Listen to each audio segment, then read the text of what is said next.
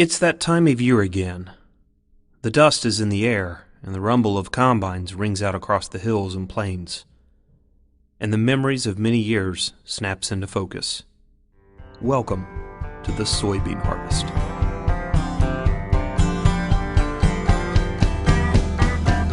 The soybean harvest is a unique challenge.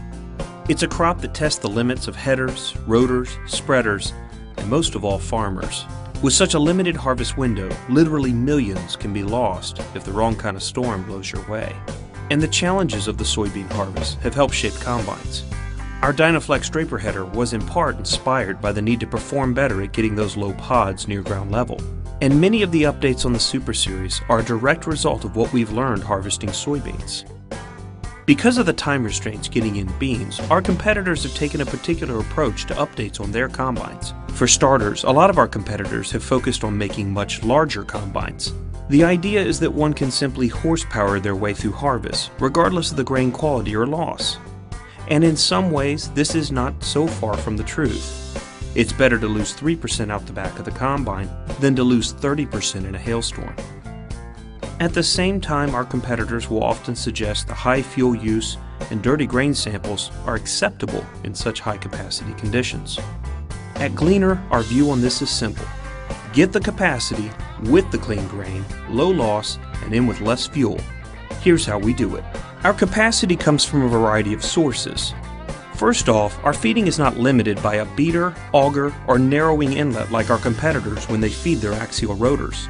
Instead, our crop feeds directly into the Gleaner's transverse rotor.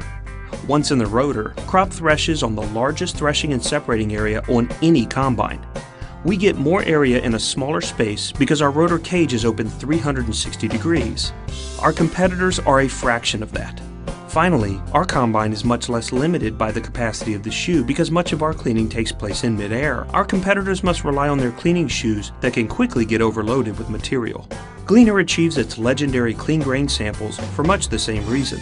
The two-stage cleaning system removes much of the mog before the material even hits the shoe. Thanks to the transverse design, crop material always falls at the front of the shoe and is hit with a consistent velocity air blast. It's this control that allows Gleaners to have such low loss levels.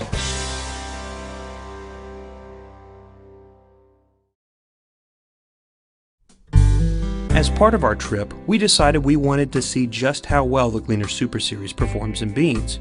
So we met up with Gleaner's Kevin Bean to see how clean this S77 could get the beans and how it can handle the loss. We performed a loss analysis by gently clearing a roughly 1 foot wide area by the width of the header where the combine had passed over. In this situation, we count the beans found in that area to predict the loss per acre. In all of the catches, we consistently found less than 1% loss. We recognize, I think most importantly, and I heard that a lot of the farmers out here in the field today observing, one of the things they're saying very clearly, I think, is that they want capacity, but they want low loss levels. They don't want to see, a bushel or two left in the field. We're out here probably in some of these catches that we've looked at here, we're probably running a tenth of a bushel per acre, if that. In some cases, I haven't seen hardly anything out here. We're putting it all in the bin. Our next test was with grain quality. To make sure we weren't simply scooping beans from a clean part of the bin, Kevin held a container under the unloader spout while it was unloading.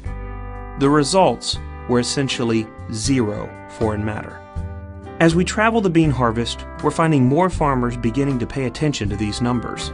With our foreign matter, if we can have, swingage of 1, 2, 3% where we're on the good side of the money there and we're not getting docked for our foreign matter, it all adds up at the end of the day and putting money to our bottom line. If you're getting 2% less loss and 2% less dockage on your samples, that's a 4% addition to your harvest. On October 14, 2012, we saw a bean price of $12.50 per bushel. For a farmer with 1,000 acres of beans and an average yield of 50 bushels an acre, that 4% savings is more than $25,000. Along the road, we're finding more farmers interested in what a Gleaner can do for their bottom line. Because ultimately, that's the line that counts. We spent a week in Missouri, Kansas, and Nebraska, inhaling bean dust and eating more than a few meals in the field. We got to see 80 bushel bin busters so knotted and twisted, it makes you shudder just to look at them. And we got to see this gleaner bringing in the crop and costing less to do it. Thank you for tuning in to our progress as we get the Super Series out on the road showing farmers what a good investment it really is. We hope to see you out there bringing in your crop, and we hope next year you'll be doing it in your own Super Series combine from Gleaner. Until next time, Great Silver Fleet, have a safe and bountiful harvest from your friends at Gleaner.